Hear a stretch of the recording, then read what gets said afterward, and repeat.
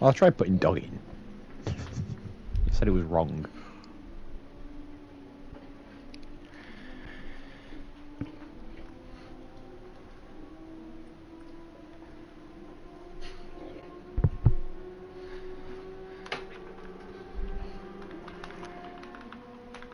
Hello, ladies and gentlemen, and welcome to the Grand Prestige League for Round 7 of the WEC class. And here we are at Trial Mountain, the classic Gran Turismo original circuit that has been around since Gran Turismo 1.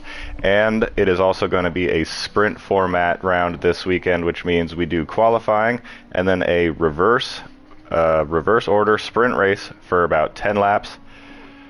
And then we're on to the full feature race.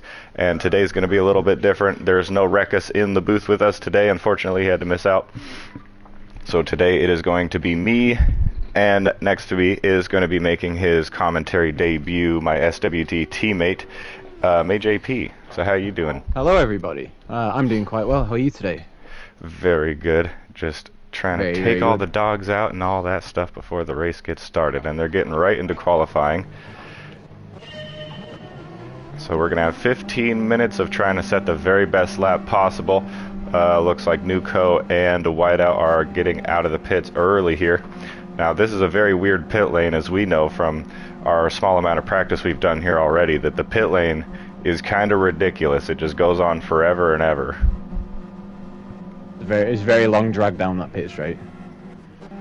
Yeah, what would you say, like lane itself is 40, actually longer than 30, 40 seconds? Yeah.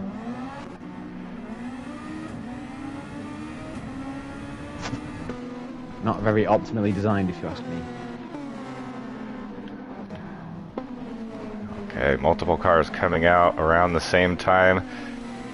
Potentially going to be fighting for track position here on the out lap, as ASJ kind of just lets Whiteout go. ASJ in that Project Zero, by the way, special liveries for the Project Zero today based on the Seattle Kraken hockey team, which I'm personally a big fan of course. That's cool with me. Colors are nice. I'm liking it. I actually helped Rogue this morning, who's the owner of Project Zero, create this livery. He was very in detail, in particular, specific shirt references that he wanted to include in the car. His main focus was on a very nice stripe fade, which you can see from the front and side angles. Overall, I think a very nice livery. I definitely agree. I especially like the little tentacle patterns in the background. It's kind of hard to see when the car is going by, but when you get a good look at it up close, you can see the little details. Very well done. One of his best liveries so far.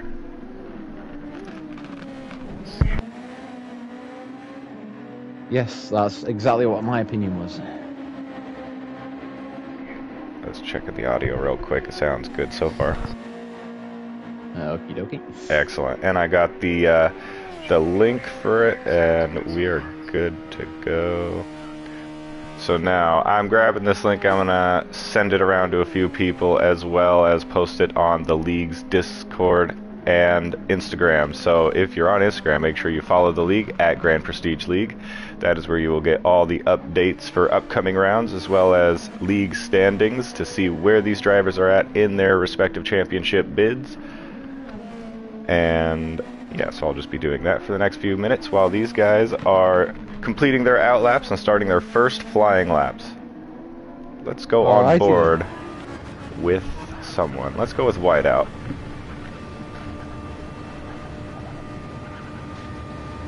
You can see on board with Whiteout right now, he's currently not actually on an out lap, but he's doing a second out lap, which either means that he's messed up the first sector and he's backing off to get another run, or that he's taking extra time to warm his tyres up to make sure that we're in prime position to ensure we can go as fast as possible. There we see him letting through Alex and another car behind, of which I can't actually see, so I don't know who it is.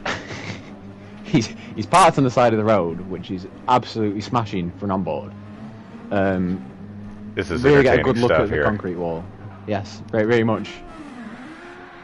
It does give you insight, though, as to these drivers do have to manage where they are on the track relative to other drivers, so it's not as simple as just going out, driving as fast as you can.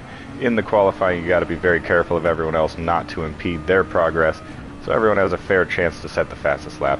And in regards to the second out lap, that is something I notice a lot of these top-tier drivers tend to do, the likes of Whiteout, Nuco, etc. They like to do the additional outlap just because the margins are so tight up at the very top of the grid that they are going to take every micro advantage they can find.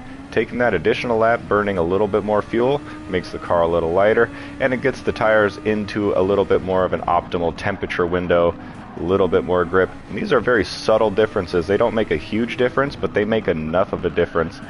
Even if you get an extra 100th, 200th out of a lap time, that's worth doing it for these guys. Yeah, when they're at the absolute top of the game, like these guys are, there's absolutely no margin for error or a little extra fuel in the car. Pole can easily be decided by 1,000th. There's no question about it.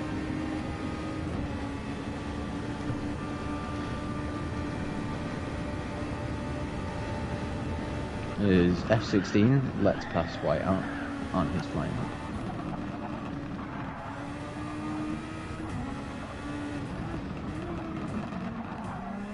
If we are still on board with Whiteout, you can see the amount of track that he's using, which is what separates the top from the bottom in this field.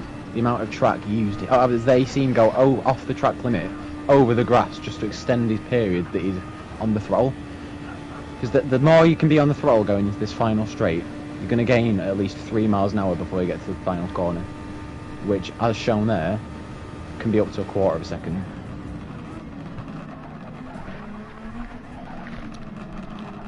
Whiteout on pole at the moment, provisionally.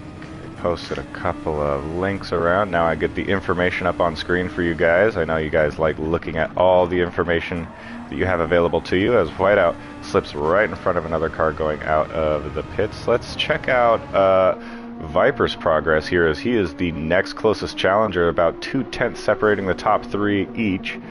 And yeah, 26-1. The low 26s is a very, very quick time for qualifying around here.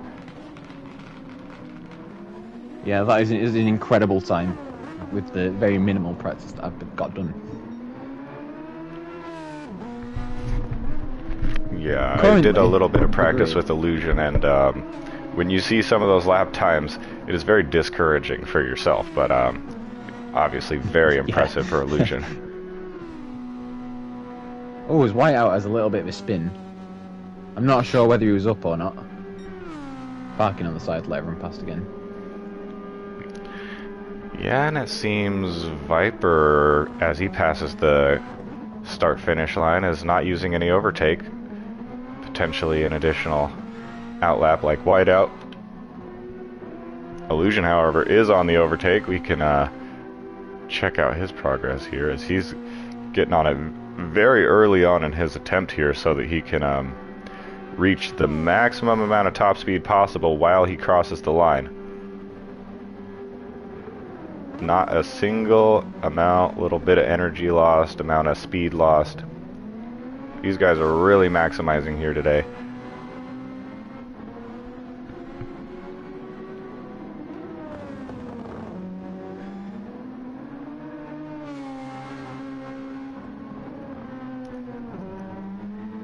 This is a very nice looking track from the cameras, but when you are in that actually in the cockpit of these cars going around some of these sequences, especially that Sector 1 sequence, it looks a lot more open than it actually is when you're on track. You see these kind of concrete curbs that are lining the track just outside of those little grass strips.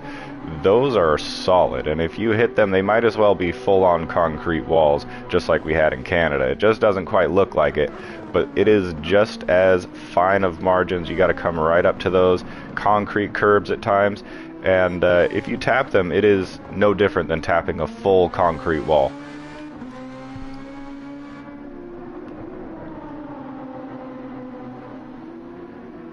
And Illusion really liking that line in the exit of the tunnel there, the final tunnel, where he goes damn near all the way onto the grass.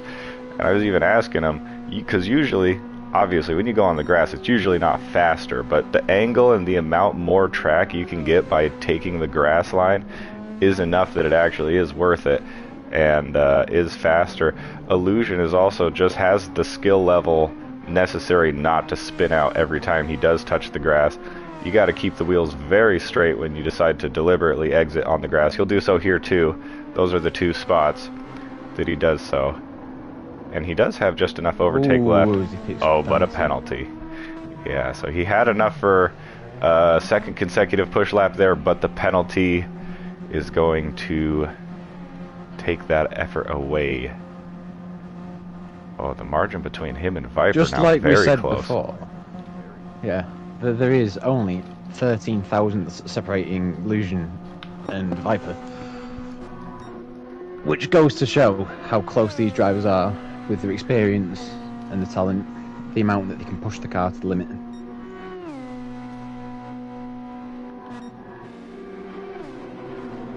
And just heading kind of down the field, seeing where everyone else is at. The margins seem to open up a little bit more as we go down.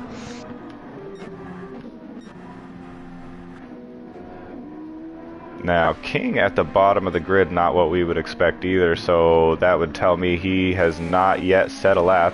Oh yeah, there's not even a lap time next to his name there on the timing chart, so yet to set a lap at all, let alone a representative lap, is King, and you know, time is not unlimited here. It is a time extension from last season's qualifying from 10 minutes to 15 minutes, but there's still pretty limited time, especially on a track that's a little longer like this one. It can really cut into your max number of attempts if you kind of mismanage the timing intervals. And here comes King. And he's slowing down, it seems. So this may not also be a lap time on the board for King. Yeah, and despite not saying a lap time, with the sprint being reverse grid, King would still start at the back, purely because he's not set the lap time yet. Oh, interesting. So even if he was trying to get the pole position by not saying a lap, which I don't believe he's doing, he'd still start dead last if he hadn't set the lap. Which he has now, so...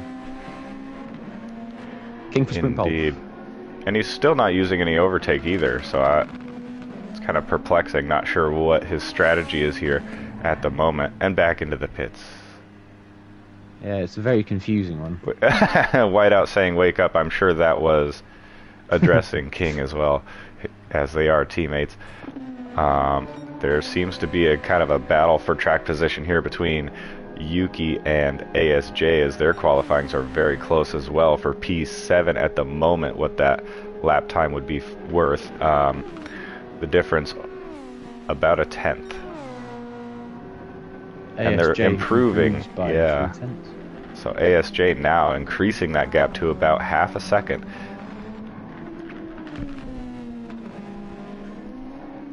Oh, Yuki is on a lap himself as he is using overtake right in the beginning of that lap. Let's go on board with Yuki and see how the rest of this lap plays out for him. Oh, it does look like he scraped the wall there a little bit. He's down about 800ths of a second. There is parts of the tracks that can be faster with a little scrape on the wall because of how the corners are profiled. Interesting. Oh, so Whiteout turns out he was actually addressing Tallman, who, based on that message, seems like he must have impeded him at some point. Uh-oh. That's not good news for Tallman. Another little baby scrape of the wall on entry there as he's set up there, but also old disclaimer, because of the lag, it's not showing the perfectly precise car position that they're at. Sometimes it can be slightly inaccurate by a very small amount of kind of location distance here or there, and so sometimes it might show us that he scraped when maybe on his screen he didn't actually scrape. Yeah, Yuki there backing off at the end of the lap, still setting a almost identical lap time to his current representative time. Oh, very nice. Got lots of improvement left within him. Yeah, I definitely think he does, and I'm not sure how well practiced he is for this race in particular, so if that's the case too, he will surely be ramping up his performance as the event continues. As he usually shows us that he can. Yeah.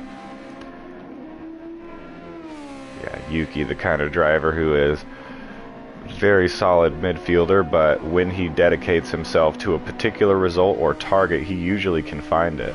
And so the type of driver who can do whatever he sets his mind to, and a very good driver at that. Today in the high caliber machine, a special livery by May JP here. Hello. This livery's actually been used a couple of times this season as a filler livery for when we have a reserve.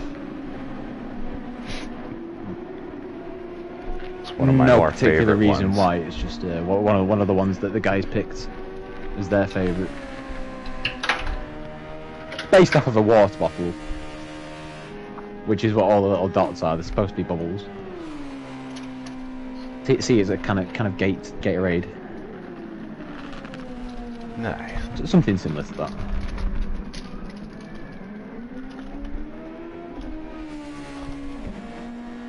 Yuki, though, still not able to find improvement in that previous lap time.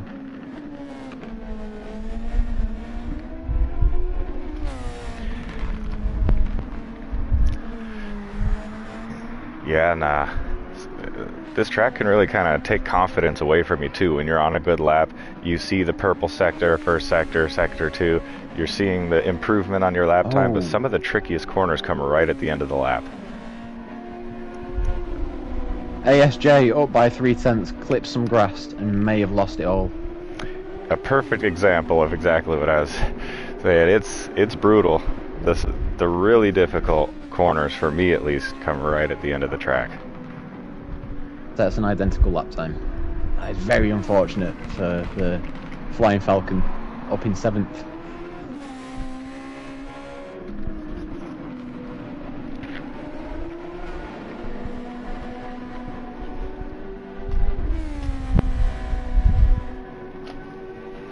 King backs out of his lap, meaning King will start last for the main Grand Prix and P1 for the sprint race. Interesting. You know, the amount of times when I was looking at him that he was not on his overtake almost seems like it's strategic in a way, but I don't think it's a good strategy if it is. Well, the entire grid does appear to be in a Cura sandwich, so there could be some plays that do there. There's a big play. They could play the team game on the whole entire field here.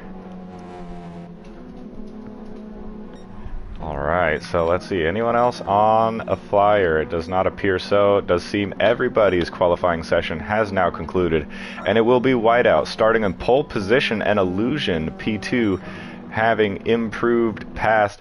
And you see just what we were talking about there in the very beginning, how the margins are so tight between these guys. Illusion was trailing by only like 1/100th of a second for a lot of that session, and now he is ahead by a similar margin. And here is your qualifying results for the time being. Pole position, of course, Whiteout. Congratulations to Whiteout once again for another pole position. And then P2, Illusion. P3 is Viper. And that is your starting three. Do remember, these guys will be starting in the back of the grid for the sprint race. And then we got Nuco, Alex, Dennis, with a good lap time too for Dennis. ASJ and P7, Yuki P8. On to the next page if it'll let me. There we go. We got Rogue in P9, Tallman P10, and King with a kind of bizarre P11. But we will see what comes of that.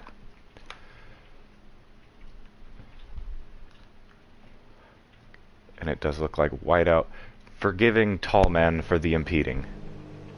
So that may not be reported to the stewards after all then, and if that's the case. Well, Whiteout still found himself on pole, so right. It might be in a sportsmanship. Indeed. Over. I do usually find when I have a good result, I'm less likely to report someone. I also find the exact same thing. Yeah. And now for the next couple of minutes, these guys will just be setting up the lobby and server to switch over to sprint race. They're going to be ordering the grid in the proper order. Nuko is the host of this lobby today, so he will be doing all of that. Pretty sure it will be noted in the driver's chat just before we start, but usually I will have control of the red flag, so if we have a large incident in the very beginning of the race, I will call the red flag, we will cancel and restart the race. And in the meantime, I'll pull up the YouTube chat and see what you guys are talking about. Let us know if you guys have any predictions, any teams or drivers you guys are rooting for today. Now is a good time to let us know. My personal prediction is that King is going to win the sprint race from the mighty heights of P1 to P1. P1 to P1. I believe so. You know, on a track like this, a lot could happen. I do think this is the kind of track that in the first lap or two, it will be possible for the guys in the back to make their way all the way up to the front very quickly. However, it's also going to be kind of a mess on their way to do so, so I wouldn't be surprised if one of our top drivers got tangled up on the way back to the front either.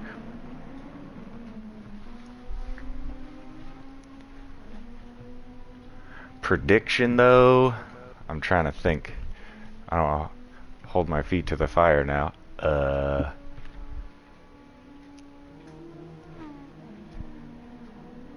I'm thinking we could see some pretty good battling for P1 during the main race, and maybe even the sprint race with how close the lap times were. Yeah. During qualifying. The only factor that could play into potentially having a poorer race would be the factor of tyre wear, which allows the drivers to manage the strategies and might even introduce multiple varieties of tyre compound. Absolutely, and so these drivers are giving the ready indicators in their driver chat there. I'll just say Illusion is my prediction. Illusion for P1 here. Ooh. And I will say this is going to be an interesting one. I would not be surprised if we saw a lot of drivers using the medium tire for this sprint race. That would probably be the only time a 10-lap sprint race is utilizing a medium tire, because the softs just fall off a cliff on this track. The small amount of running I have done, that was the most immediate noticeable detail, was that the tires, it is very, very rough on the tires, especially the softs. You could start losing significant performance by lap 3, 4, depending on how hard you push it. But usually about lap 6 or so, they really start dropping off in performance as the tires get about 50% worn on that front left. They're very high speed, aero dependent, high grip corners that all kind of go in the same direction too. All the really high traction corners go to the right, so it's going to stress out that front left a lot. And so not only is the wear bad, but it's very uneven too, so that makes it very difficult once they start getting worn to maintain a good consistent balance and performance through the corners. The car tends to understeer a lot once the tires go.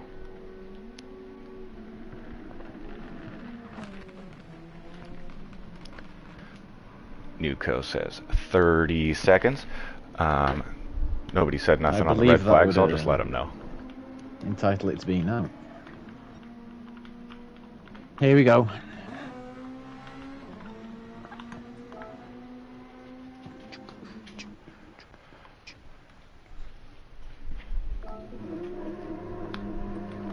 Alright, sprint race, round 7 here at Trial Mountain of the Grand Prestige League. King on pole position. Sprint pole, that is. Tall Man P2, Rogue P3. We'll see who has a good launch here. The lights are out and a little wobbly. We got purple cars, but oh, the lines are converging and then separating again. Now it looks like they're 4 wide back there. King with an easy swoop through turn 1 and very clear through turn 1. They are 2 by 2 going throughout that first chicane. ASJ Illusion in has a a small 3 snap sandwich. which loses in 2 positions. The drivers in the back are still in the back. Just surprising, actually. Usually, even after turn 1, you see a lot of these top drivers jump a bunch of positions and just get a little kind of cheeky, opportunistic pass there. Oh, Yuki getting really in the mix now, getting tangled up in a sandwich of like 4 or 5 cars there. Nuko still in the back with a little bit of gap. That's not too good for him. He's going to need to get in this slipstream here to stay with the pack.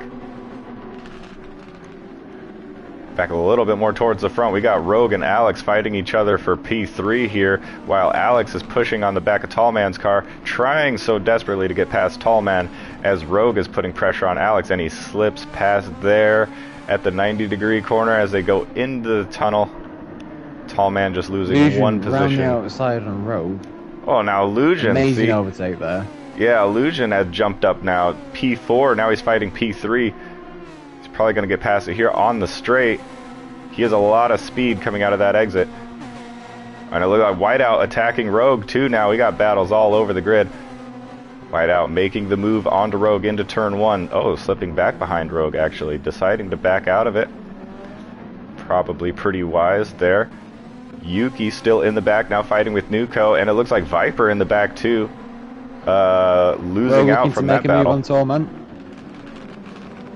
Goes down the inside, Tallman sticks it around the outside. It's now 3 wide into the walled corner. Whiteout round the outside of 2 cars.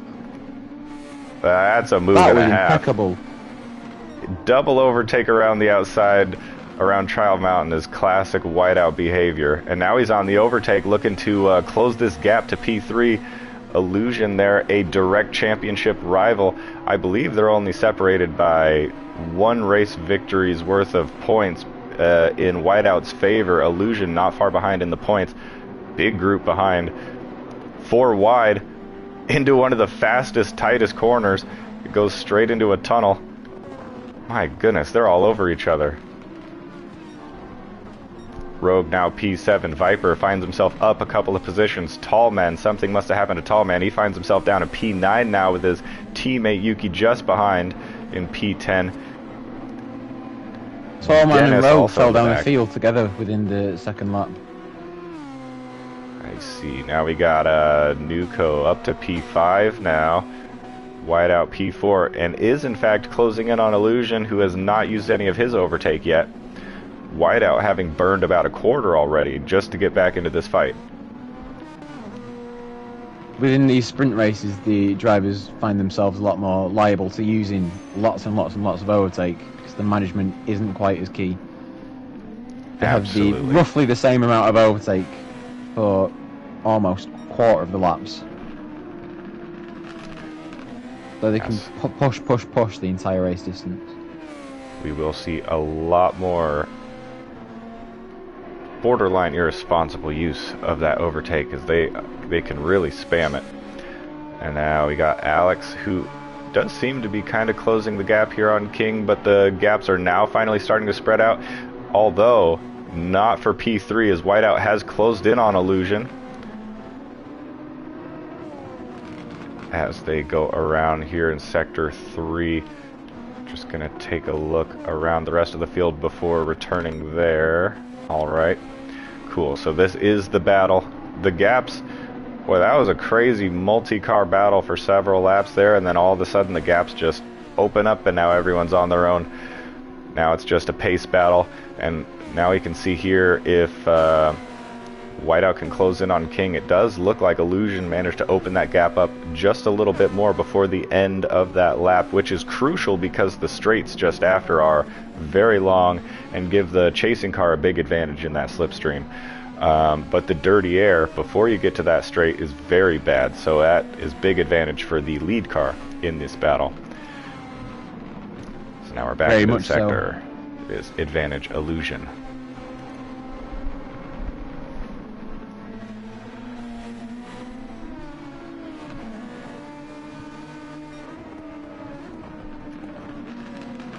Yeah, 29.5.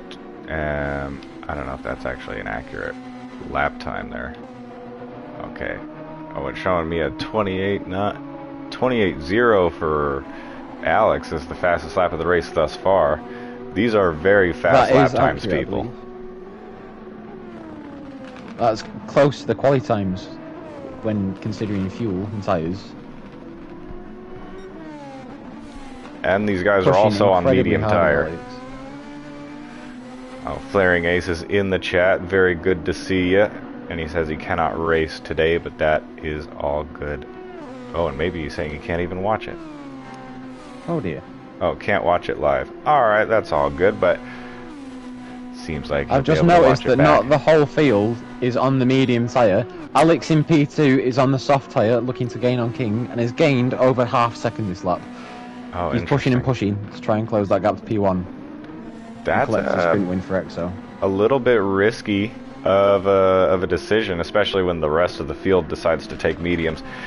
That's enough to make me nervous if I was Alex, but he is making really good progress, though, as he is now right on the back of King for P1 here, and he's going to be a little stronger right now, but in the next handful of laps, that advantage could shift very quickly. But he's actually doing a really good job at managing those tires so far. Even though we're only on lap 5, I would expect to see more tire wear than that from these tires. King now trying to break the toe. Definitely.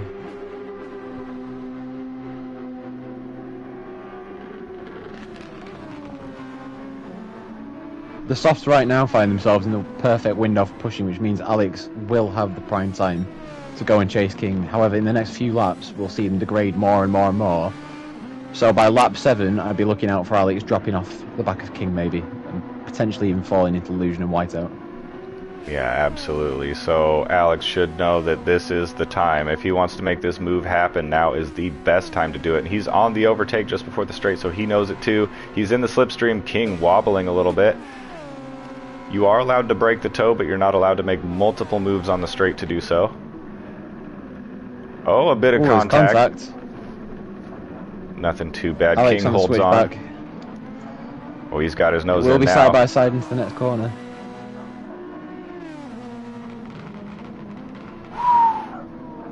Clean overtake. P1 for Alex, but now we got King. Oh, it did look like he had a little bit of extra speed going around the outside there, but Alex with the good line maintains P1. Now he needs to try to build as much of a gap as possible before those soft tires start to fall off. Now he's kind of racing against the clock here.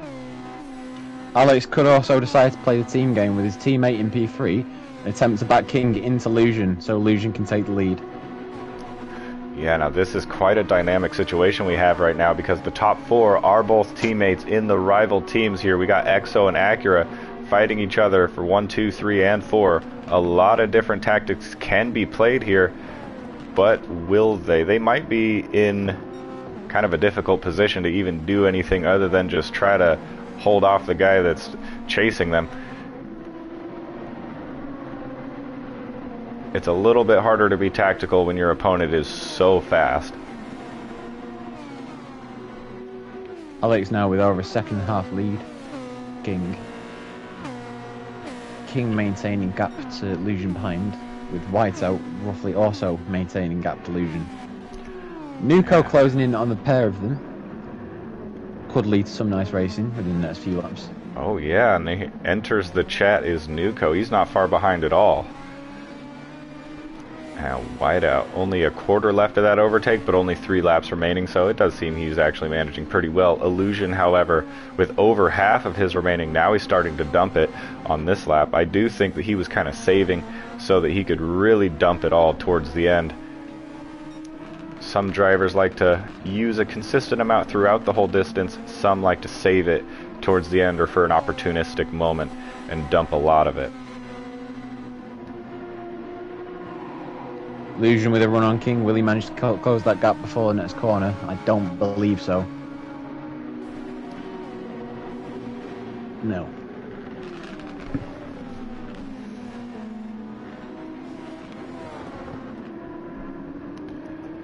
Yeah, now it almost does look like Illusion is making more progress on King than Whiteout is on Illusion at this point.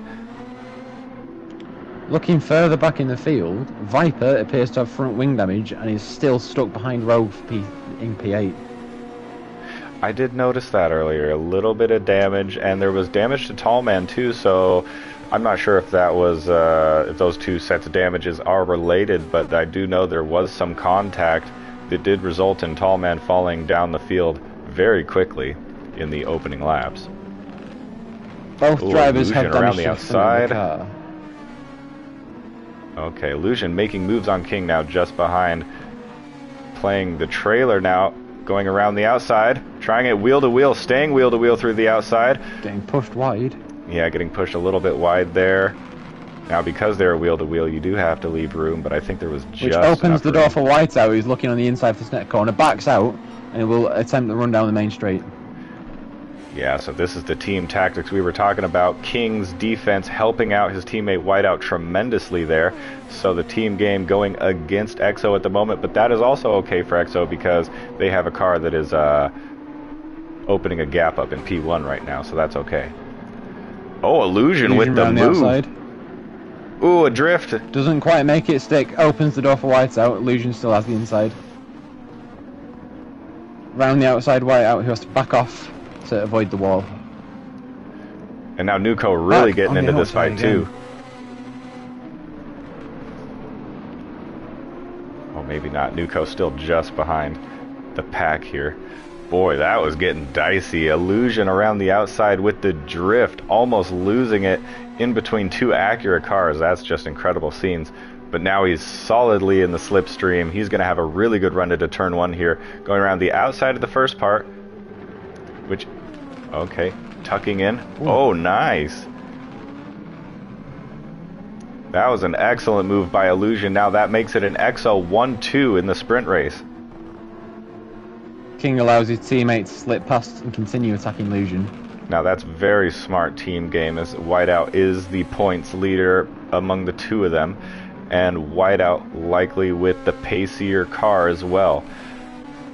Very good moves from there. It does look like Illusion kind of burned his tire a little bit more, pushing in that fight, and the dirty air doesn't help either. But now looking at Nuko gaining huge chunks on King.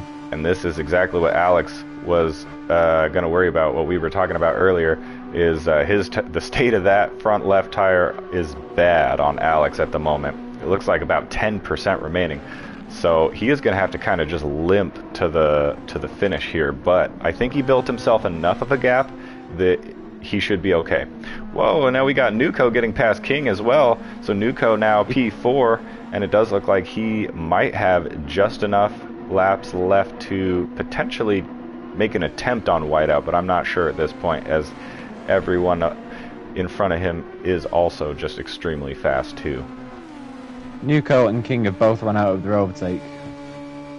Oh yeah, that's gonna hurt too. Nuko's chances of attacking Whiteout here. Oh, and Whiteout also Whiteout has nearly out. Left. Yeah, so Illusion basically with the most overtake, as well as Alex, both of them about an eighth of a tank left of that overtake, and they are 1-2, so they are really in the best position to maintain this as well.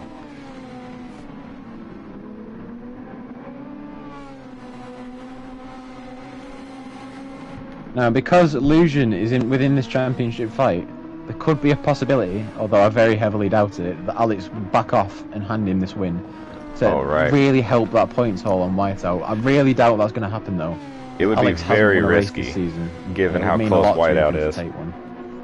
Yeah, and knowing Alex, I'm sure he's very excited to be P1 at the moment, just for himself as well. And as well, the risk probably not being as worth it in the sprint race. Had it be for full points in the feature race, would make a little bit more sense to justify that action, because here the difference between the position finishes is only 1 point difference per position in the sprint race.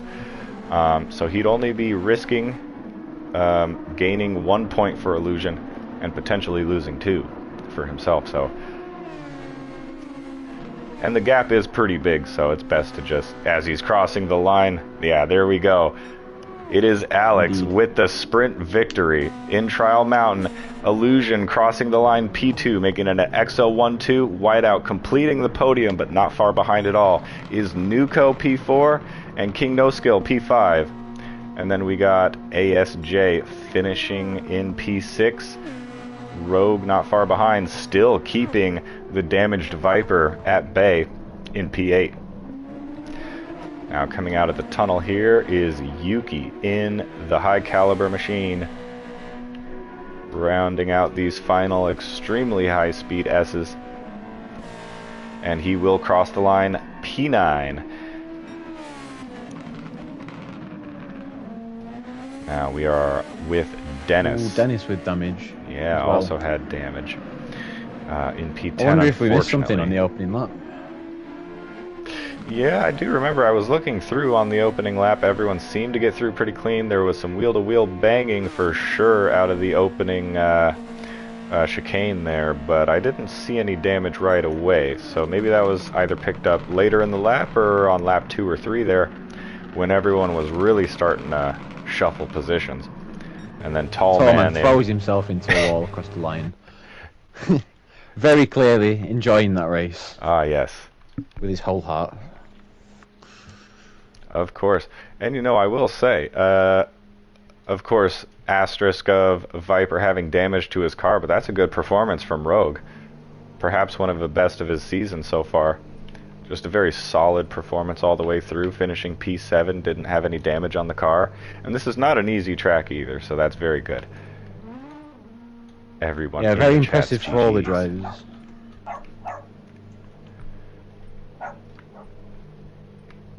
Yeah, and we normally don't see everyone immediately throwing up GGs in the chat, so it does seem everyone was pretty satisfied with that. Nobody too angry with each other. Uh-oh.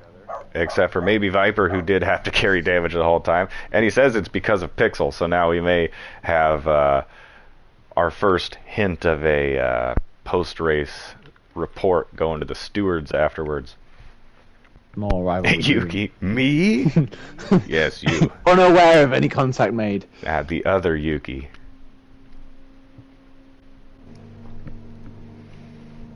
Boy, that was a very solid race, and before they reset the lobby to put it into full race spec for these guys, let's go over the sprint result really quick here. It is an EXO 1-2, Alex and Illusion, and then P3 for Whiteout completing the podium. P4 is Nuko, P5 King No Skill, P6 ASJ, P7 Rogue, Adaptive Inc., aka Viper in P8, Yuki P9, Dennis P10, and Tall Man rounding out our grid in P11. Few of the drivers in the back carrying damage for the entirety of the sprint race. Now, if we see a car pick up damage in the feature race, it's a lot more likely that they are going to pit because there's enough laps to recover the time lost from having to pit. That and because the time lost from carrying that damage is just going to be far too much with the extended distance they're going to have to do. Indeed. my pants. Yeah, the chat's going crazy. The driver's chat is interesting. I'm going to check in on the YouTube chat. Not too much going on here. Hey, YouTube chat, let me know what's going on. Do you guys have any predictions for the feature race? We got 37 full laps of this very long track. So it's going to be not necessarily more straightforward than the sprint race, honestly, because a lot can happen in 37 laps. The driver's now beginning to ready up for the main event.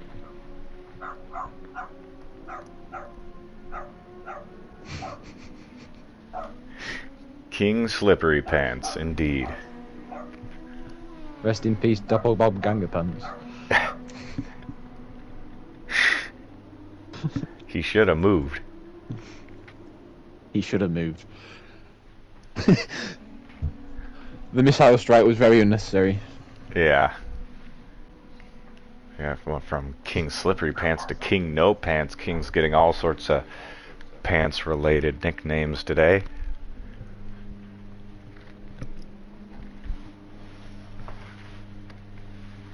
The Pants Man. Fun fact, the drivers in these Super Formula cars are not wearing pants. No, they are not. And no one would ever know. Yes, they wear underpants on the outside of the suit, nothing else. Yes, they got the old Superman swag. Oh yeah. Yeah, this is the fun part in between races where we have nothing to say, so we're just saying anything here. In just a couple of minutes, though, we will be underway. Oh, and now they're addressing me in the driver's chat. They must be listening to the stream as well. So yeah, honestly, that was a very good performance and a very good, you know, championship battle, basically, between both in the drivers and the constructors, because we got the drivers championship battle between Illusion and Whiteout and the constructors between Exo and Acura. Hopefully we see more like that in the main race, especially when Nuco started getting in the mix. If we could get Nuco in the fight for the feature race, that would be excellent stuff. After round 6, I do believe the constructors were actually tied for the lead, if not separated by 1 point. Yeah, so about from what I was points hearing, so for the sprint race would put them into the lead. Ah, yes, that is correct, yeah. So, going into this round, I do believe they were exactly tied on points, but Exo technically still in P1 on countback. There is, like, I think it's most wins tiebreaker, and then I think that was tied between the two of us as well. So next metric being most podiums, and I believe Exo had more podiums, therefore our P1. But now point scoring is on the table, and I doubt we'll stay tied for very much longer after this. It would be incredible to see a tie.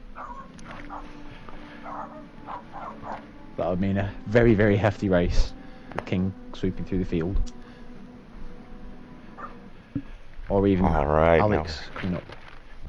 Now the race is on.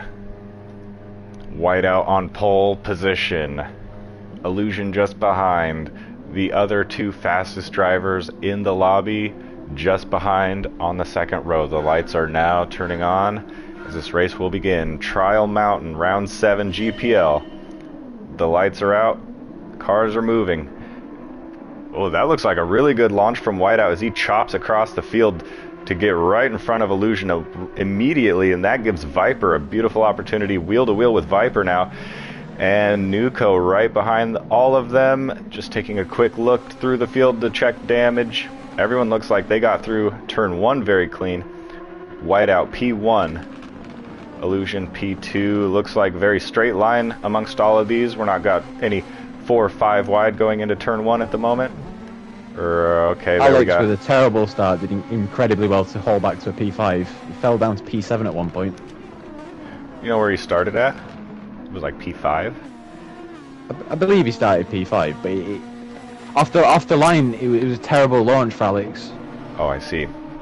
Oh, Nuco he managed all to swoop over around Viper. the outside in turn 1.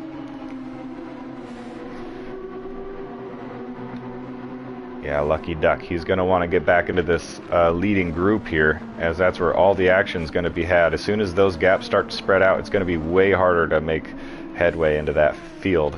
Wow, Nuco with just bullying Viper around the field right now, letting him know he's there. We know Viper feels that. Nuco, very quick driver. Boy, everyone in the grass in that exit.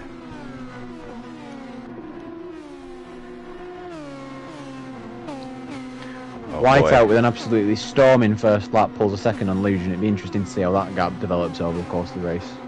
Yeah, definitely, and it's going to be really difficult for Illusion from here not to get not to fall back more, because he's under pressure from cars behind, and then when he tries to really push towards P1, the dirty air is going to affect him. It's going to be hard to close that gap.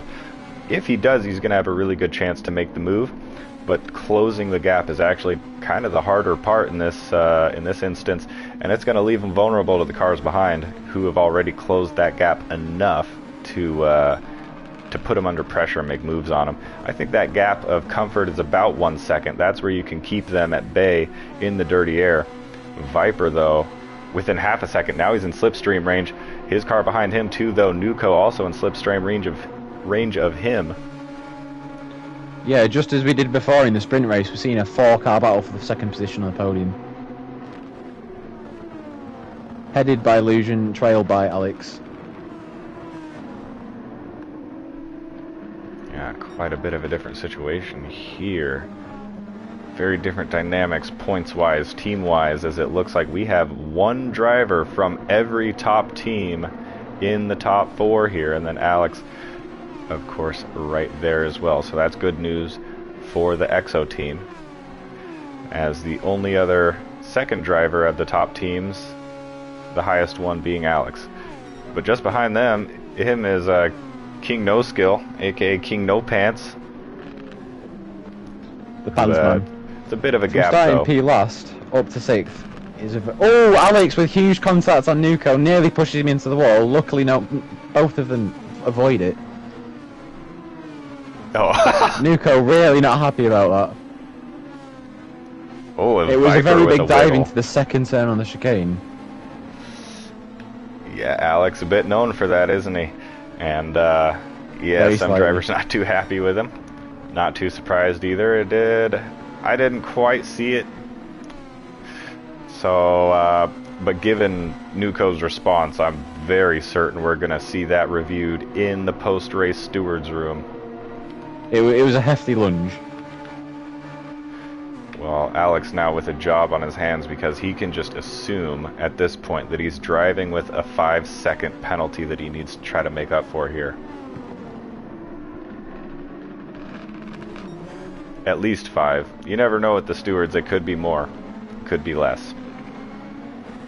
It could go either way, it depends how the footage looks. Right.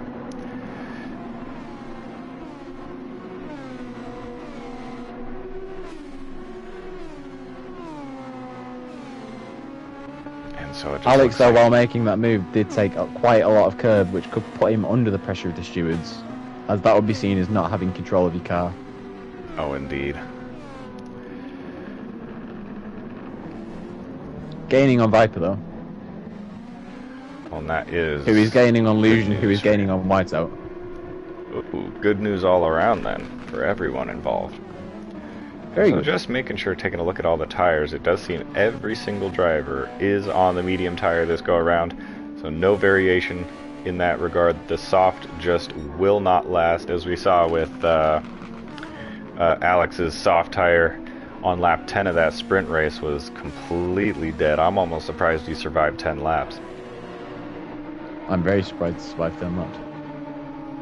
Yeah, Viper still 0.6 of a second away, just within the end of the slipstream range of Illusion, kind of the least effective amount of slipstream, but it should work. You know, I'm also noticing when he is in slipstream range on the straights, he's not closing very far or very as quickly as you would normally anticipate, so that tells me there's probably a very big difference in how these two drivers set their cars up. Particularly in the wing levels, as that affects not only your downforce when you're driving on your own, but it affects how much dirty air you're generating and how effective your slipstream is. Yeah, there's many different ways to interpret this track, as it has the highest possible speed corners, which would require the utmost max downforce, although that is accompanied with some humongous straights, which very low downforce could gain off of. So it's a win-win and a lose-lose either way you go. Right, and so we may see some of these drivers go for very different setup philosophies out here, depending on what their perception of their own strengths and weaknesses are in the car in this track combo. And yeah, much like last round when we saw, I was noticing just even visually watching Illusion and King No Skill fighting each other, that Illusion's car had so much more camber angle, especially on the back tires. So sometimes you can even visually see that these cars are very different from each other. Ooh, Tallman in the pits with front wing damage, drops back to P11. Oof. Just behind Dennis, who off of the first few laps also pitted for damage. Oof. Yeah, not a But great those two day for drivers either really of not these. having an impressive start to this race. Yeah, and I'm a sure won't poor be happy. sprint race too, so just an unfortunate day for these guys, who are very good drivers as well. But that's how racing goes. Sometimes you have a bad race. Yes. I hold Dennis to utmost highest respect. Yeah, absolutely. And Rogue too, doing a good job still thus far. Rogue been struggling this season. with his performance on the track kind of just staying in the right direction being an issue at times, but he's doing a very good job thus far in this race. It is a long race to go, so he's going to have to keep that up. I believe a P8 would either match or beat his personal best this season, so his round looking absolutely amazing for him. Yeah, and given the strength of the field, a P8 is like a best of the rest damn near. Effectively, yeah. So back to the front, these gaps are just about what they have been since the beginning, although bit update on the Illusion to Viper gap, as Illusion is opening that up quite a bit now. It went from about 6/10 now to over a second, although the gap to P1 is also increased a bit too. Now it's about a second and a half. As every time, so that's a couple times now, including in the sprint race, I've seen Illusion go into that very high speed right-hander going into that tunnel, where on turn-in his rear wheels look like they're trying to step out on him. That could be an issue later in the stint when his tires start to fall off. So that's going to be worth watching. I did notice during the sprint that as the driver's tyres wore more and more, they'd use less and less of the track to try and ease the stress on the tyres. Especially avoiding pushing onto the grass, which, when the tyres are worn, could induce very, very troublesome problems in the car. Absolutely, and usually these guys do tend to prefer the lighter car as the fuel burns, so later in the race it's a little easier to control the car. But the corners are just so high speed, it's kind of easy to spin out. I almost prefer a little more weight in the car around the corners. The light cars, it's just too easy for the rear to step out on you in the high speed corners when the car is a little too light. So I wonder if we're also going to see some drivers struggle with the high speed corners that Illusion was slipping into once they get kind of lower on fuel. Yeah, the various fuel weights are also something that could determine setup, as I find quite a few drivers on the higher fuels use lower downforce compared to the low fuels, as they require much more stability in the car.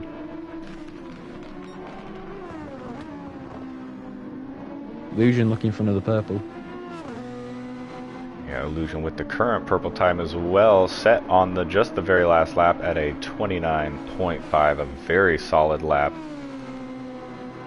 Especially for high fuel on the medium tire, that's a very fast lap. That is an incredibly fast lap. Not using much of his overtake either. And beating it once again by a 1/10 of a second or two. Now, man, this game is weird sometimes because he crossed the line, and on the lap times on the right side of the screen, it just changed all those lap times, and they're not accurate now. I don't know what the heck.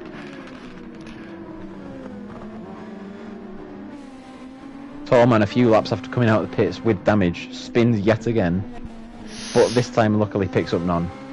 Oh man, an unfortunate day for Tallman. But you know, oftentimes that's how it goes when it's just not quite clicking for you. It's not like it gets better over the course of the race. Sometimes it just gets worse or continues at that rate where you just can't quite get a hold of the car. Yeah, I experienced that. I did a practice race, and I didn't quite have the car set up how I wanted, but man, I just couldn't hold on to the car once the tires started going. I was slipping and spinning everywhere, as we saw snap from Illusion in the exit there in the tunnel. Oh, and that's bringing Viper back into it. Viper got his gap back down, yeah, about 7/10 or so. Yeah, little mistakes from Illusion here. I do know for a fact Illusion has very aggressive aero balance. Not going to leak what the numbers are, but that's not too surprising, as a lot of these guys have very aggressive aero balances between their front wing and their rear wing. But I do know Illusion in particular, I don't know if it's much more extreme than these other guys, but that is going to make the rear end more unstable going into the corners. It's going to rotate faster, but it's a lot riskier.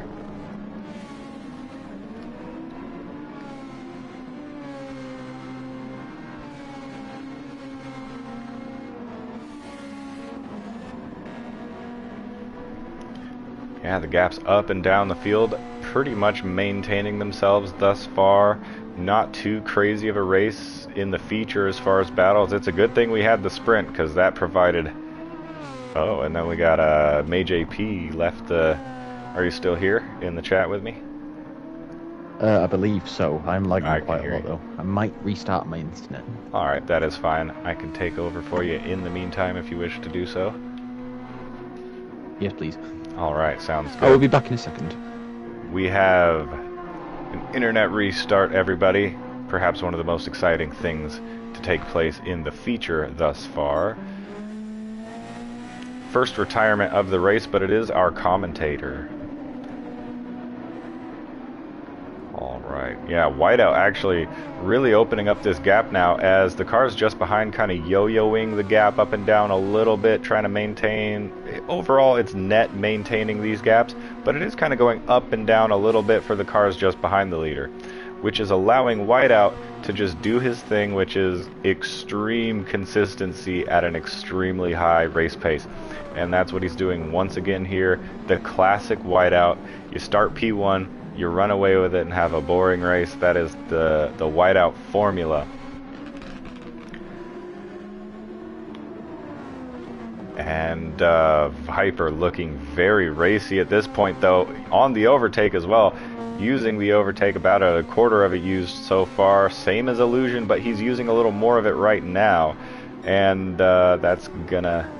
Yeah, the gap now down about a half a second and gaining too. So I believe... And now we're on the straight, exactly. So he is within the slipstream range, but kind of just at that range that he was at before, where it's not super effective.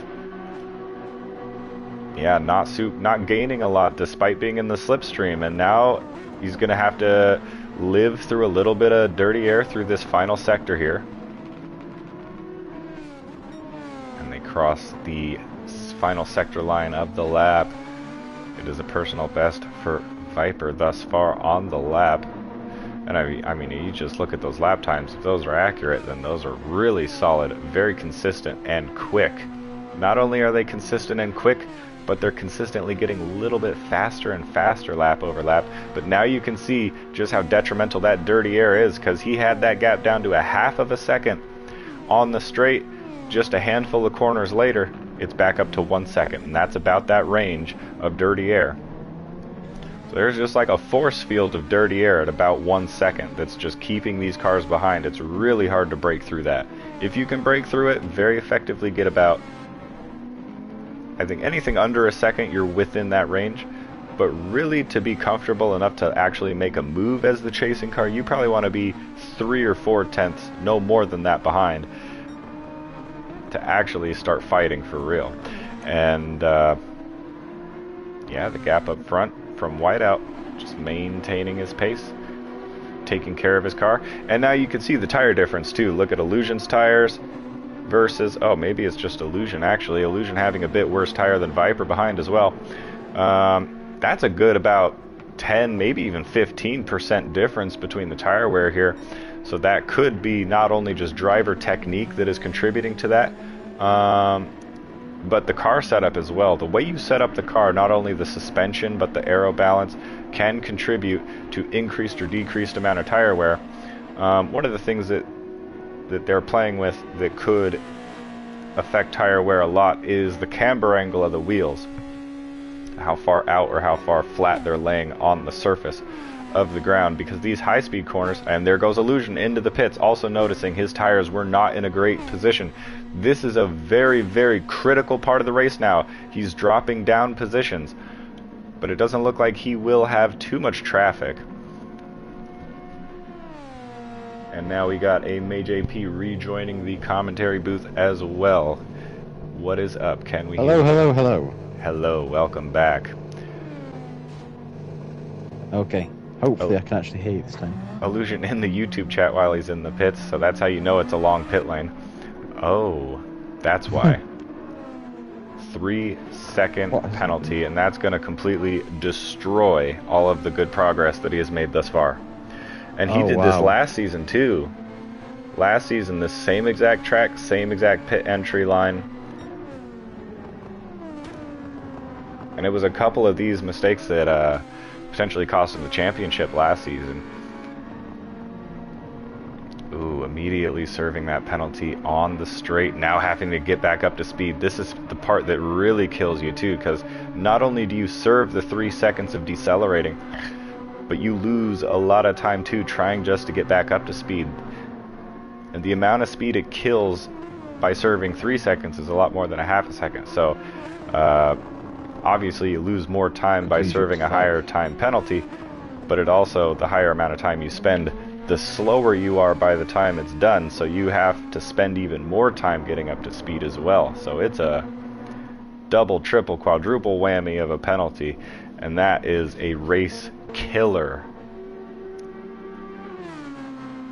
Very unfortunate stuff for Illusion, but he did have to come in the pits a bit early. His tire wear was significantly worse than his rivals around him. Oh, well, that's new. King No Skill also in the pits. Early pitters here on lap 12. Right, I am rejoining. I do apologise to any drivers that are affected by moderate lag.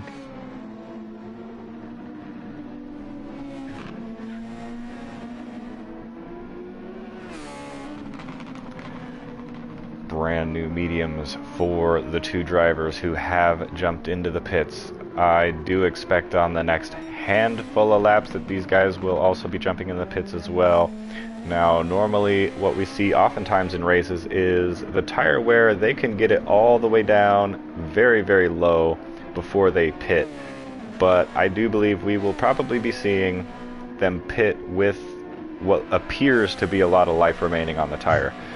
But the pace drops off so dramatically that even though it looks like there's a lot of life left on the tire, it's not life that's worth using. Let's say it like that. Tallman retiring with a wardrobe collapse. What? That's a new one. Not sure what part of the car that's in. Yeah.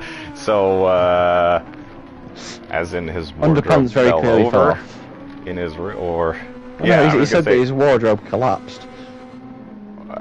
Wardrobe collapsed. Gonna retire. Yeah, we're gonna need some more information, chat. We're gonna need to know what is going on there, as this is now the most exciting part of the race. I gotta know.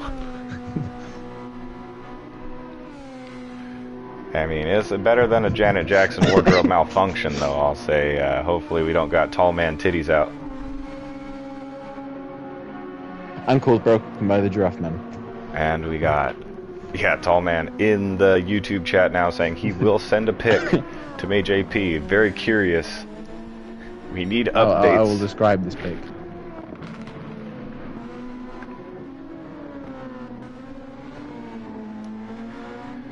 Kind of just taking a look up and down the field, seeing how we are doing. Illusion P5 with a 15-second gap to P4 of Nuco, who has yet to pit, of course. Nuco, whose tires are not in a good position, not pitting yet. And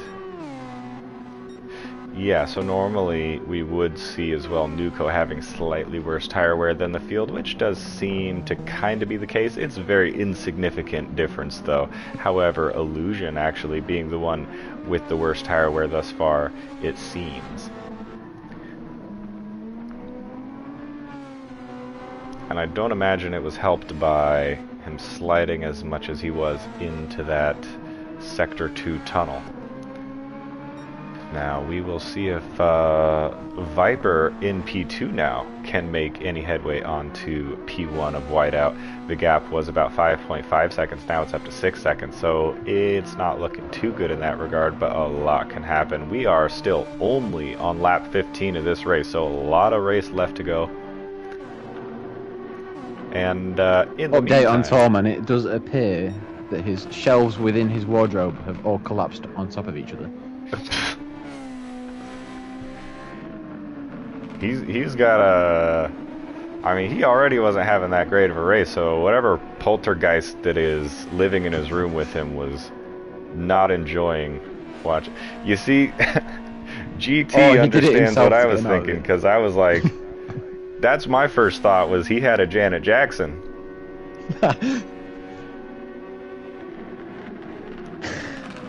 But yeah, whatever Told my ghost was boobs in like, his room whoa. did not like what they were seeing on the screen. They're like, yo, let me just help you out, dog. And then...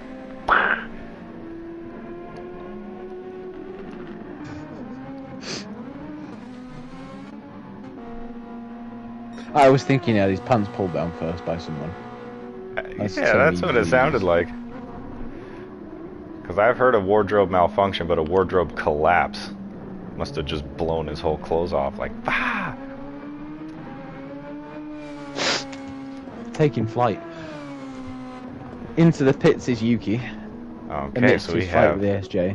just our third pit of the race is Yuki here in the high caliber, coming in with the absolutely demolished medium tire. That front left is thoroughly abused. I'm sure we're going to see another set of mediums more than likely when he comes out of the pits here. With Yuki being one of the top drivers and with his especially specialised tyre wear, I think it wouldn't be too shocking to start seeing the top few cars pulling into the pits around now. Yeah, I'm thinking Whiteout so. goes past to do another lap. Yeah, and some of these guys are going to be playing strategic chicken here, as well as a lot of these guys are indeed tall, man. But a lot of these guys are going to be playing chicken, trying to wait to see who goes into the pits, because they're probably planning to box opposite of each other, or like, I don't want to let this guy, you know, overcut too much or extend too long if I'm in the pits too early type thing. They all want to kind of pit around when each other are pitting, but not exactly the same time, so that there is a tire offset. Because based on how this race has gone so far, nobody's able to make any progress on anyone else's gaps. So they're going to need to try to target some strategic differences here in the tires so that they can actually make a little bit of progress in those small pit windows that they have. Indeed. Yeah, so based on this, lap 15 or so when some of the drivers pitted, but now it looks like the drivers that are extending are going to be able to do a one-stop here, but the drivers that have pitted before this period are probably going to have to pit twice, potentially. And if they do pit twice, within a very tricky position. Right, yeah, exactly. I thought he pitted pretty early. He's probably going to have to take another pit stop if his tire wear is similar to what it was on his last stint. But then again, with the amount of laps remaining after that, that might open the possibility of a soft tire, as we have Viper in the pits from P2. So he was well as Alex time. falling behind. He was losing a lot of time on whiteout too. The gap was just continuously increasing from the leader. So just hopping in the pits now. I'm sure within the next lap or two we will see whiteout also jump in the pits to cover off any undercut and just nullify his ability to make up a gap with a fresh tire. Illusion will jump both of them just before the pit exit. Okay, yeah, so 23 but it's close second between gap. Illusion and Viper. But no, it wasn't. Set it back.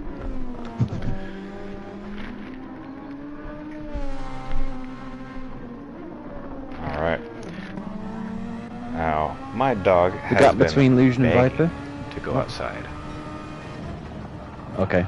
So I'm on board with... Who are we going on board with? Yeah, let's go on... You want to go on board with Viper? So he's trying to close Yeah, let's on, do a Viper Illusion. on board. Alright, everybody. Yes. I'm controlling the cameras, and I can at the moment, so... I will be right back. My dog has been freaking out at the door here. So, Viper on board. As he tries to close the gap Viper on out Illusion. of the pits does trail Illusion by 3 seconds, which is a very closable gap, especially considering that Illusion will have to take another pit stop at some point in this race, unless he pulls a miracle out of his pocket. Whiteout into the pits from the lead will go on to presumably keep the lead, as Nuko is also in the pits.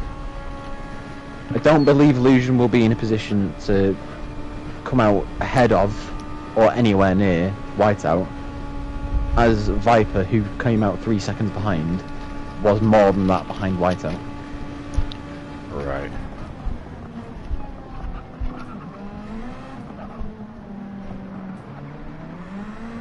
Whiteout out of the pits almost the full second straight ahead of Lucian. Closing on 5 seconds.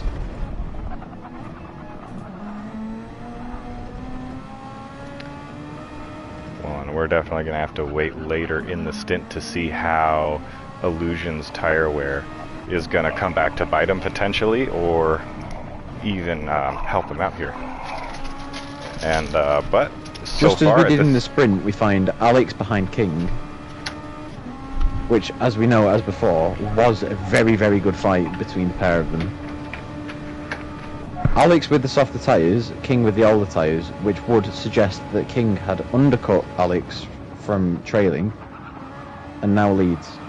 So the swapping driver position will lead to more chances to the both of them to take the positions. Okay, I'm back with control over the cameras. Luckily we didn't miss anything insane.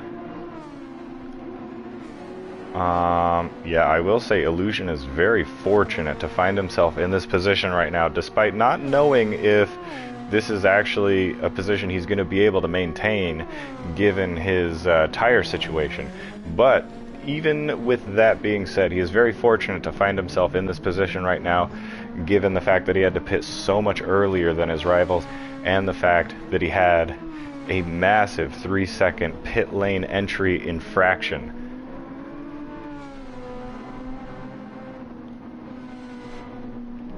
Yeah, that 3-second time penalty really not helping Lucian, as that 5 seconds that it would have cost him has effectively cost him the exact lead to Whiteout. Yeah, and I do think Whiteout probably would have came out just ahead either way, but that would have of course, given Illusion a chance to fight for that win right away. Now there is still a whole 17 laps to go, which is almost twice the distance of the sprint. We saw how much could happen in that sprint distance. So this is not over by any means, and a lot of strategies still left to be played out. We don't know how all of this is going to end up leveling itself out over the course of the whole distance. Just kind of taking a look up and down the field as well, checking on everybody, giving some screen time around. Everybody looking good. Coming off of the onboard, Viper does appear to be holding the gap to Lucian at pretty much the exact same. Lucian, however, already half burnt up on the front left, which does induce a second pit stop for Mr. Illusion. Yeah, I don't think there's any way he's going to be able to make the rest of the distance on these tires, so I wonder what tire we're going to see him come out on. Based on the amount of laps remaining, it's going to have to be a medium if he goes in the next few laps. I think for us to see a soft tire, he's going to have to get the laps remaining under 10. Yes, definitely. And that will be very, very hard to do with the state of the tyre currently. Yeah, exactly. I think from here in the next couple of laps, he's going to start losing lap time. He might have even started already, because we're seeing the gap to Whiteout start to increase again. It looks like the gap to Viper starting to close. Between Viper is dropped by 0.5 of a second in only the first sector, which isn't the most dependent on your tyres. No, that would definitely be this second one here, right? I believe so. And there's a handful of high-speed corners throughout the whole track that that will kill you if you got bad tire grip. Although I think I've been proven wrong, because Lucian pulled away slightly in that sector. Indeed, Viper on the brand new tires. Whiteout also brand new tires. What happened to Nuco though? Okay, so Nuco is in an interesting position. I think kind of just getting unlucky with the gaps that he came out of the pits with, because Nuco been doing a very solid job also just maintaining his gaps in position the whole race, and yet when he comes out of the pits he loses 2 positions. So I think just kind of unfortunate timing and gaps for Nuco there, who's been doing a wonderful race. Anonymous may it be, very good, strong performance. What is interesting to note is that I think just 2 laps ago Nuco was 2 seconds behind Alex, and within those 2 laps he's been able to close the gap to just under a second. which is a sign that Alex could either be being held up by King or that Nuko currently has the pace on the field. Absolutely, and I wouldn't be surprised with either being the case, maybe a combination of both even, because King does have much worse tires than the two cars behind him. And so Alex is gonna want to try to, you know, make an attack onto King sooner rather than later. You want to catch King before Nuko catches you, otherwise you're going to be in trouble, and it's going to be way harder to catch King after that. Because driving defensively is just naturally a lot slower to try to maintain your position.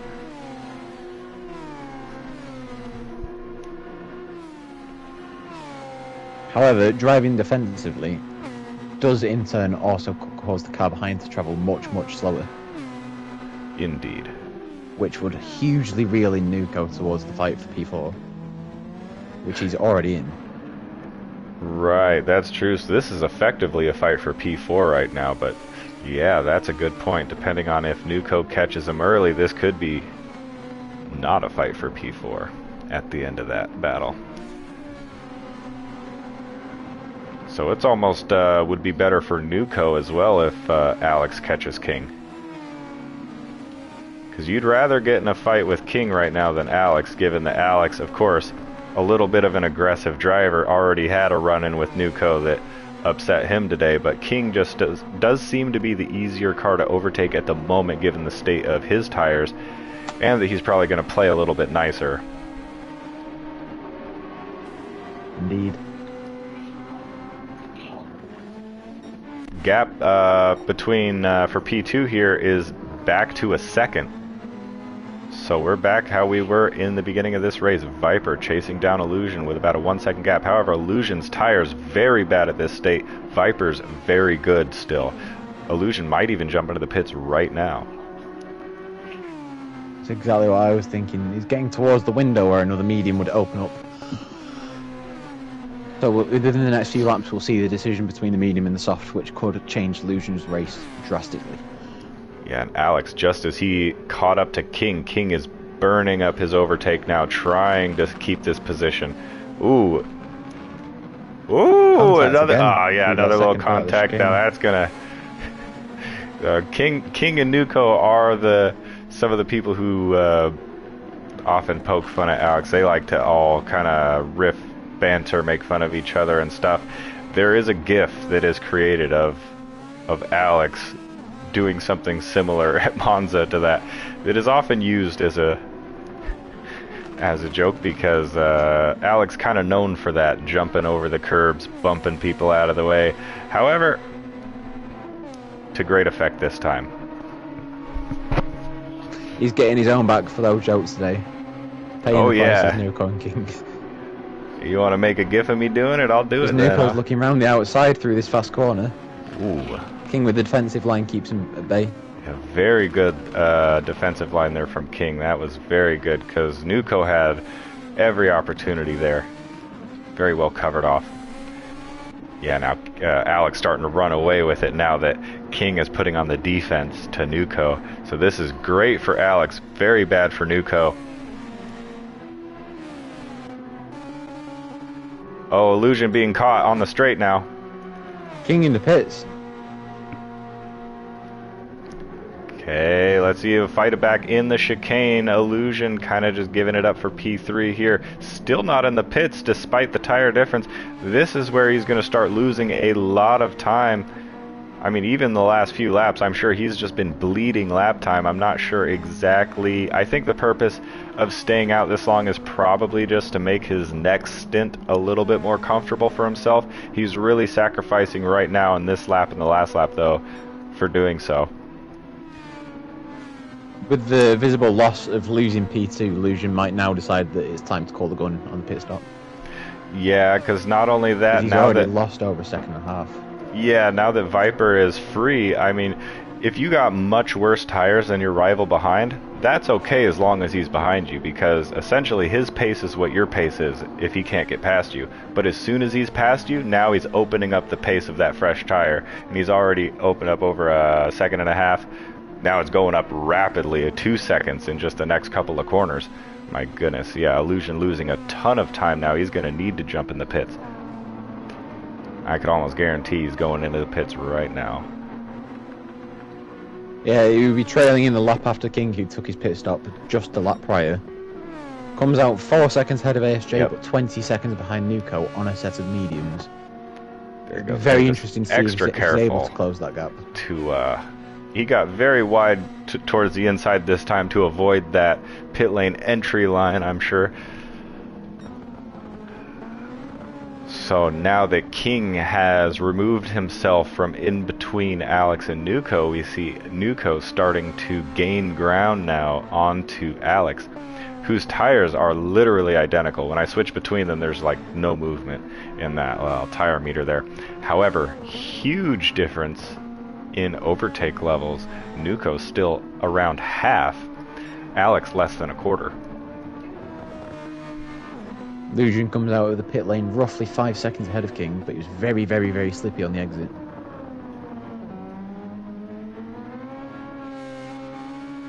With 14 seconds now to gain on Nuco, it'll be very interesting to see what he can pull from here. Potentially, yeah, this is going to be very difficult for Illusion because he's not sure if the cars ahead of him are going to take an additional pit stop or not. So he's not sure if do I need to push to be within a certain gap range so that I can overtake them when they go into the pits, or do I need to overtake them on track now because they're not going to do another pit stop? He's not even sure what they're going to do, so it's kind of hard to manage or to decide how to manage your car, how hard you're going to push from here, because you don't want to over push in the beginning of the stint if you don't have to. But the beginning of a stint is also where you have the most opportunity to confidently push the car and to make up the differences in those gaps.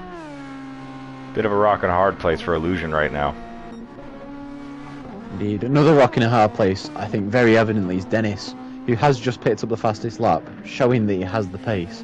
But he currently sits in dead last, which is also a huge show of the bad luck that he's had this weekend. Yeah, definitely just bad luck, because we normally see him much higher up, even in the WEC grid, much better than this. So that's still, it looks like, though, checking in on Rogue. Very good race thus far for Rogue, as he is a handful of seconds ahead of Dennis as well. Dennis being as pacey as he is, though, we might see a battle between these two in a few laps. So that's one to keep an eye on. Position on the grid is always the best battle. It definitely can be, because as much as you want to be first, you really don't want to be last, so that's going to be a spicy battle. Because as long as you're not last, you can say you beat somebody. Exactly. And I know for a fact Dennis is not wanting to be beaten by anyone today. Taking a look at ASJ. Beaten by everyone. Would be the worst outcome for him.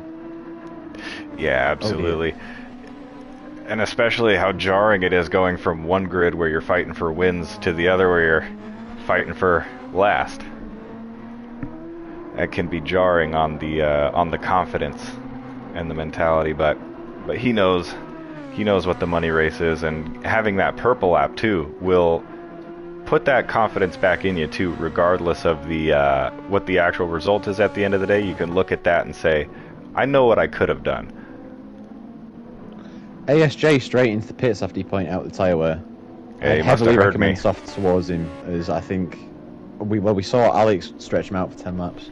Yeah, he can do the soft, Yuki but he would just him barely be able to. Shares strategy between the two. Interesting, yeah. So wonder if we're gonna see a soft tire, because like I said, about 10 laps, this is about the maximum that the soft tire can do. But they're gonna get a big advantage in the beginning of that stint if they choose it. ASJ pulling out the pit lane back on the medium tire. Interesting. He doesn't believe he can make it to the end on that soft with the 9 or 10 laps to go. Big laps all over the field. We got about 1 second between Nuco and Alex. That seems to be the closest on-track battle at the moment. Second closest being between Rogue and Dennis. So who will catch who first? Who will give us a little bit of a show here? Oh, Yuki also on the medium tire. Probably a good thing, honestly. It's going to be a lot more comfortable throughout the stint, but when you're in the back of the field, you might as well roll that ice. That's exactly what I was thinking for these guys at the back. With ASJ though, it wasn't really much of a factor as he's pitted from P7 and come out in P7 with a 5-second gap behind the 26-second gap in front. Right, yeah, so ASJ basically just kind of maintaining the race he's been doing on his own. He doesn't really need to worry too much about cars in front or behind as long as he can just kind of continue what he's doing, racing his own race out here at the moment. Rogue and Dennis, the gap's still coming down little by little. Under 2 seconds now is that gap, and now still about a second the gap between Alex and Nuco. Absolutely, I'm sure we're going to see a battle there. Now, see the gap when it's about a second between these two top drivers here. We're not sure if that's even going to result in a battle, just because they're both so fast it almost doesn't even matter how close they are, unless they're right up on each other. But back here, this is, oh yeah, well, look at Rogue maintaining the gap actually now at this stage. Both on similar tires too, so no real car advantage for either, just good driving from Rogue right now. Yeah, Rogue was looking mighty strong in the practice that I did with him. He's really pulling it through this weekend to achieve his best finishing position of the year. Yeah, absolutely. Ahead of Dennis as well, who's one of the championship protagonists in the SWT class. Would be an impeccable finish for Rogue. Absolutely. Shows that he's got the strength to pull it through.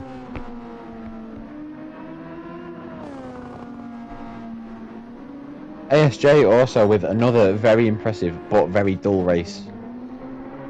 Yeah, as always. Almost seemingly cruising from P7 all the way back to P7. Yeah, it can be kind of boring being in this position, but ultimately it's a good thing. Yeah, because if we look at the track map in the top right corner of the screen, he is like really, really on his own. Everyone else is as far away as you possibly could be from him. Sitting himself in effectively no man's land. For sure, and it does appear that I've actually just noticed so far, I don't believe we've had any blue flags this race either. I'm not sure if everyone's on the lead lap necessarily, because, you know, pit stops and stuff, but no blue flags so far this race. That everyone is currently sat on the lead lap. Now that's impressive for everyone involved. Even the people towards the back of the grid can be proud of that, because the guys in the front of the grid, as we know, are so fast that to not be lapped by them is literally an accomplishment here, as crazy as that sounds.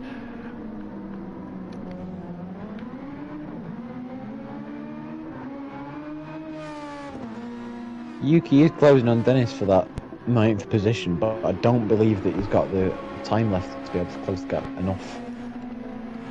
But that gap is going to close quicker and quicker as the race continues to draw down, because those tires are not looking great on Dennis at this stage, and it's only going to get worse. The tire wear, once it increases, the rate of wear also increases, because it gets harder to keep them from sliding as they get worn, which only heats them up even more. Big runaway kind of compound effect there. And Dennis and Rogue are starting to enter that window where the tires are about to drop off, and when they do, it is rapid. Yeah, and the reason that the tires lose so much grip when they're getting worn is because of the wear. Huge chunks of rubber are flying from the tire, which results in less surface area contact in the actual track itself, making it incredibly tricky to keep the car within a straight line and within the exact same speed regions that you'll be carrying regularly. Yeah, it's almost even difficult to portray to people who don't drive these cars like we do, that just how difficult it is, because once the car gets harder, it makes it harder to it just, the compounding effect is so great at how much harder it gets.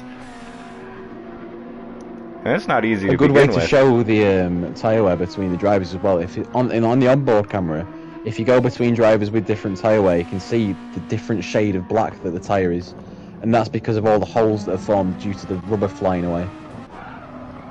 Like, for example, if you compare Dennis to Pixel now, Pixel's tyre almost seems silky smooth, whereas when you look at Dennis, it looks like the surface of the moon.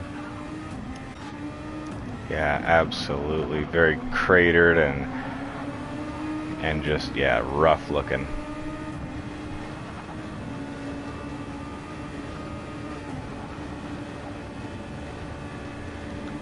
I do like this halo cam. It's very fast looking. As it does look like Dennis is now catching Rogue now, so we are gonna probably see this battle here in the next. Oh, but simultaneously, so. Nuko also catching on Alex. I was just gonna check that too, just to make sure. If we're gonna watch a battle, it'll be the more important points-paying positions, but the gap not coming down too quickly between these two. Checking back. Both of the gaps sitting at roughly a second. Yeah. And now this is the range. They've caught up, but now they're at the range now where it's hard to really close from here and actually break into a overtakeable position. This specific distance of roughly 7 tenths is where you get the most gain on the straights, but this biggest loss in the corners, which is it could be a reduction in downforce up to 60% when you're driving directly behind the car in front of you, especially if you get caught in the outwash. Yeah, and that's a devastating amount of what's it called, downforce to lose. You'll just understeer right off the track, having been fully gripped into that same corner the same way every single lap, but when there's a car just a little too close in front of you. Oh, and here we go. Nuko on a move. Ooh, a very big squeeze. Inside. And contact. Okay, Alex putting the squeeze onto Nuko. Nuko not having any of it, not letting himself get bullied. They're wheel to wheel through here. Inside line is Alex. That's going to turn into the outside line for the tunnel, but he gets his car completely ahead just before the corner. Now he maintains that position with a much better line, actually being able to make the apex, forcing Nuko off the apex, and that opens up just enough gap potentially here for Alex to run away before the straight. Nope. Nuko is right there in the slipstream, and he has enough and just a little bit of overtake too. That's going to help him get this move done as they go into turn 1 chicane. Around the outside is Nuko. Ooh, a lot of lunging speed from Alex. It kind of cost him the exit speed, but it put his car right in front of Nuko.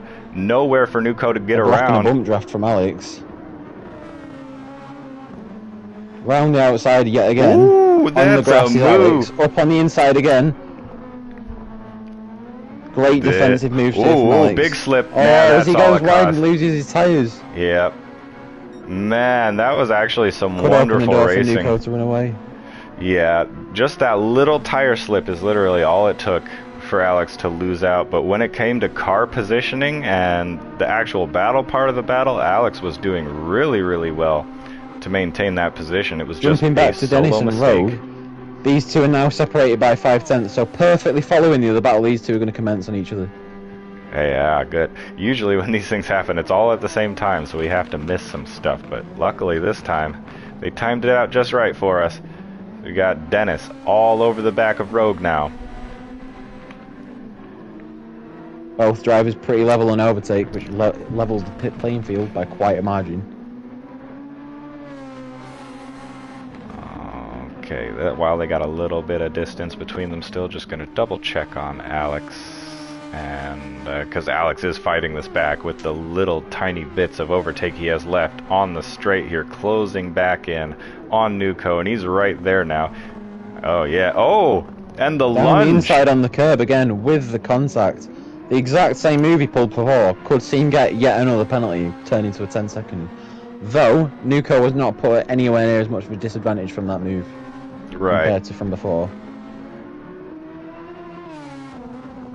Wow, what a battle. Alex doing a great job here to put his car in front, really doing everything he absolutely can to make...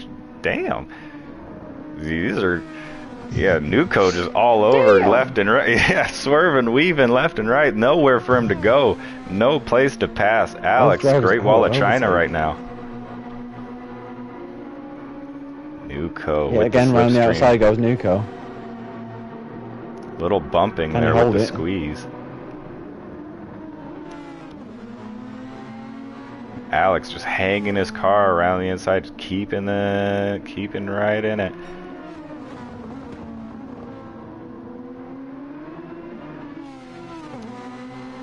Okay, now there's a little bit. I'm going to check in on Yuki pits again with some these damage. two now. Rogue still holding Dennis back on pure pace right now.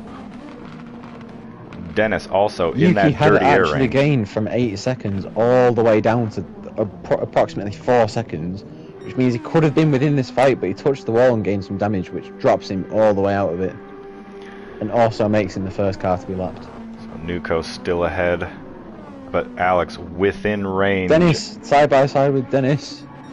Yep. No, this is good. Yeah, we got to keep switching. This is crazy. Yeah, Rogue on the inside now, maintaining position for the time being. Very good defensive move from Rogue there. Okay, double Rogue checking showing everyone here. why he managed to get into WEC this year instead of falling back into SWT as he has done for the last few years. That pace level from Rogue really has jumped all the way up this year. Yeah, especially right now when the pressure's on, he's actually doing quite good to deliver at the moment. Now he's on the overtaker right at the right spot of the track to try to nullify that overspeed from the slipstream of Dennis. And yeah, good car positioning throughout the chicane as well. Oh, and there goes Dennis. Oh dear. That's unfortunate. Kind of similar things that we were seeing with Dennis in Canada. Is having a hard time staying right behind another car who is putting on the defensive showcase there as he gets passed by the race leader. Nuko very aggressively weaving to break Alex's slipstream.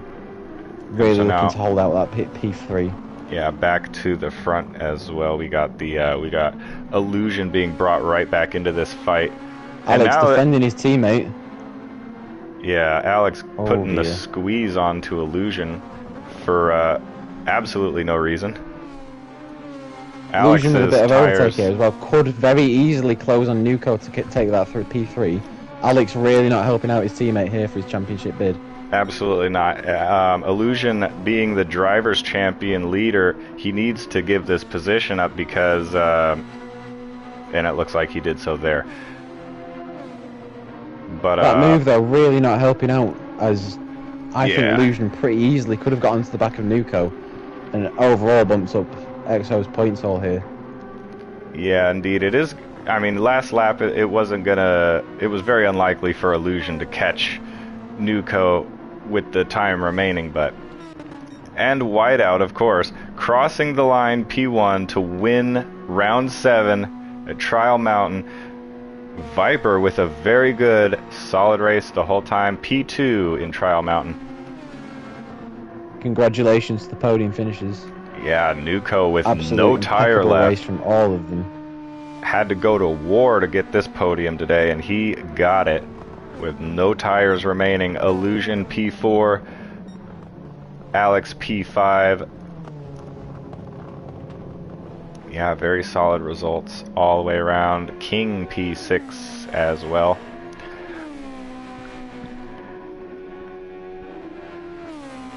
King also with another relatively quiet race compared to what we expect. Right, end up finishing Crossing about the line the with fastest lap. position that we could expect.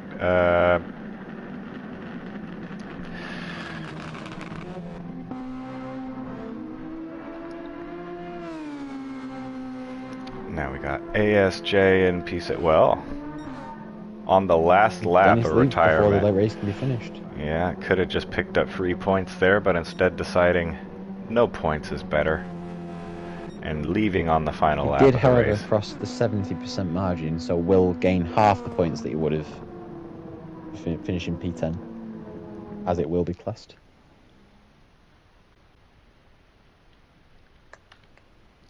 I'm not sure if you do from if you leave though. Maybe, I'm not sure. I think his class is a retirement. Okay. Either way, excellent victory. Once again, looked easy from Whiteout. From first to first, from last to first, It doesn't matter. He is a winner. And round 7 here in WEC, no different. We got P1 Whiteout, P2 Viper, P3 Nuco to round out your podium finishers. And then for the remaining drivers, we have Illusion, Alex, King No Skill, ASJ, Rogue in P8, which is, I believe, his best finish of the season. Very solid race. P9 Yuki with a 1 second penalty somehow there at the end as well. Tallman P10. Dennis 11th with the final lap retirement there. Although it doesn't say he DNF'd for some reason. It says 1 lap down. Very interesting. Now,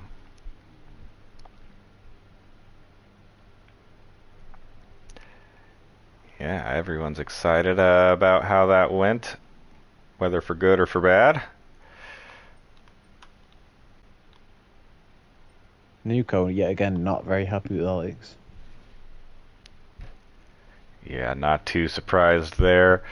Alex, known for drawing the ire of his peers.